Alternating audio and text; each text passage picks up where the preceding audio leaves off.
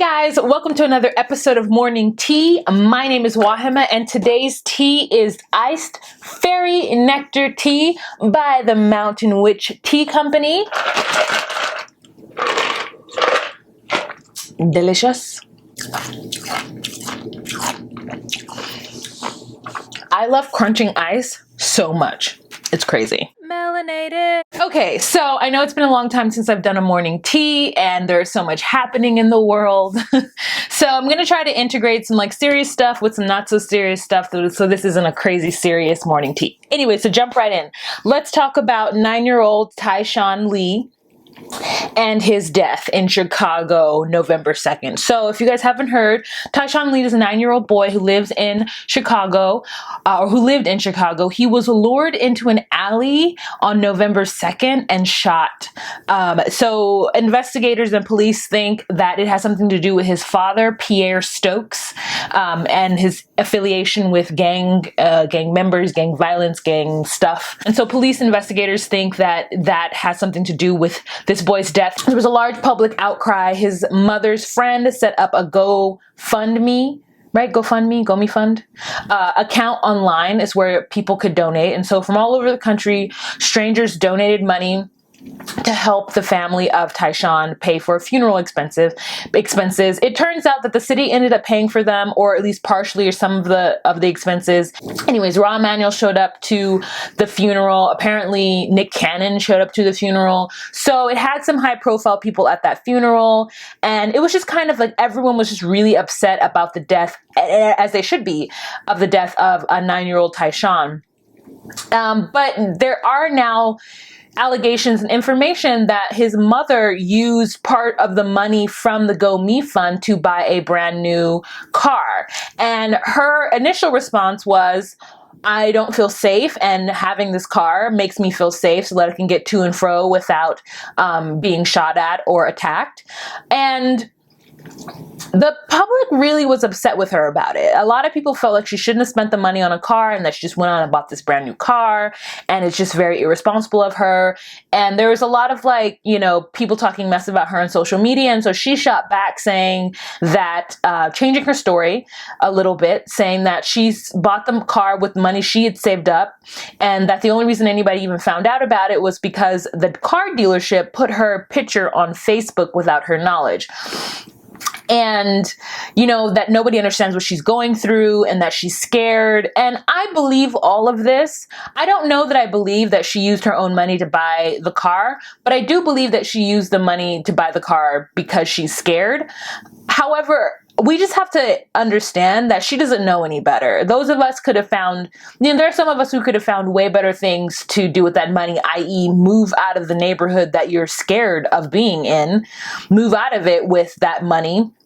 They raised over $17,000, and, GoFundMe takes their cut, and then there's some money that gets put towards, funeral and other things, that the family has to deal with. But, at the end of the day, I feel like, she might still have $10,000 left over, and $10,000 is a good enough money to pick up your family and move to a safer neighborhood. Also, the fact that the police don't have any leads on it when they suspect that the father is holding back information. Personally, if I was Tyshawn's mom, if I were Carla Lee, I would become the neighborhood snitch. There would be nobody who would be safe. I would be snitching on everybody until somebody came forward and find out who killed my son.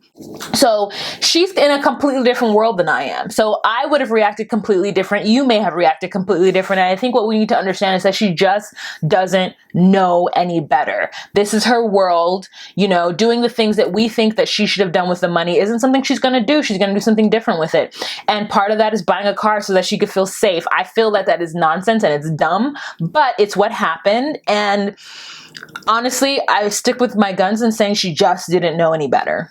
It's such a horrendous act. I just don't know where we are. I don't know anything about gangs or gun violence or any of that stuff, but I don't know where we are or where the gangs, the crime syndicates are, where they're shooting 9-year-old children. They're murdering 9-year-old children on purpose, not on a drive-by, but on purpose, as retaliation. This is crazy. Okay, so the next thing that is in the news, I didn't talk about this, and it happened several weeks ago, and we all know about Spring Valley High School in South Carolina, about that little girl being attacked by that man, the police officer in her school, because she didn't respond to anything he said. And I just, I find it egregious. I find it abhorrent. I find it crazy that there's anybody who's saying that, that's why you need to follow authority. And it's like, no, she did not do anything to make him treat her in that manner. And I hope she's okay, and I hope that he loses his job and he has to go do something else that allows him to be just as aggressive and crazy as he seems to want to be. It's just, that whole situation is like the most ridiculous thing. If that were my child, woo. Great. So another thing that's in the news is Adele says no to doing a duet with Beyonce, and I want to applaud her for that. Good job, Adele. Like, I don't think Beyonce needs to work with everyone. I just feel like there's something very pure. I love Adele. And I like Beyonce. I find that her product is well produced. I find that her image is well produced. She's a little too calculated and squeaky clean in her production, in her presenting of her.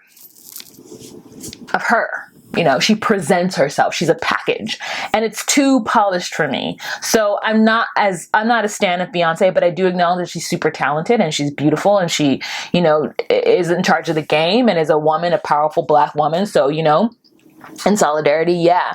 However, I'm actually glad that Adele is like, no, I don't want that.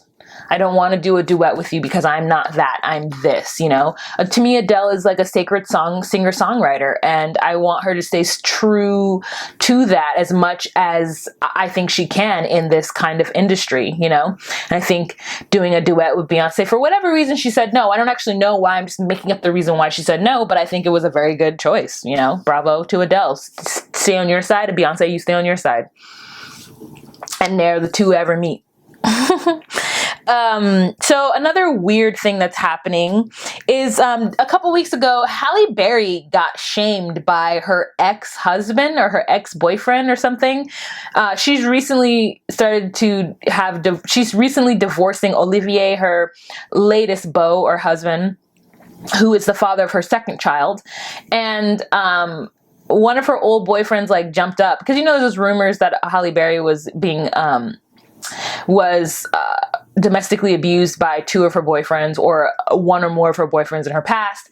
And she never named names, but everyone assumed that it was Eric Benet and this other dude whose name I don't know. And the other dude whose name I don't know decided to go on Twitter and talk about how she never named him as it, and Halle's a difficult person, and see how she's breaking up with this guy now. And then Eric Benet's dumbass joined in and was like, oh, preach brother, or some stupidness on Twitter. And it's just so tacky. It's such a tacky Ray J move. Leave Halle Berry alone. We all think that she's kind of crazy and whatever. And this whole idea that she can't keep a man, leave Halle Berry alone. I'm not interested in shaming anybody on their ability to keep a man. Maybe she does have issues, but personally, it's none of my business. Halle Berry is doing her own thing by herself, and I'm not interested. She don't have a movie out right now. She's not promoting anything, and if she does, I don't know about it. She's trying to keep a very low profile, so I personally am going to respect that. And I think for her ex-husbands or her ex-boyfriends to stand up and try to put themselves in the limelight and also drag her too, no, y'all are tacky. Sit down. Have all the seats, sir. Have all the seats. Have some decorum. You know what I'm saying? So another thing that's in the news but it's not in the news, it's not getting the national coverage that it needs to get.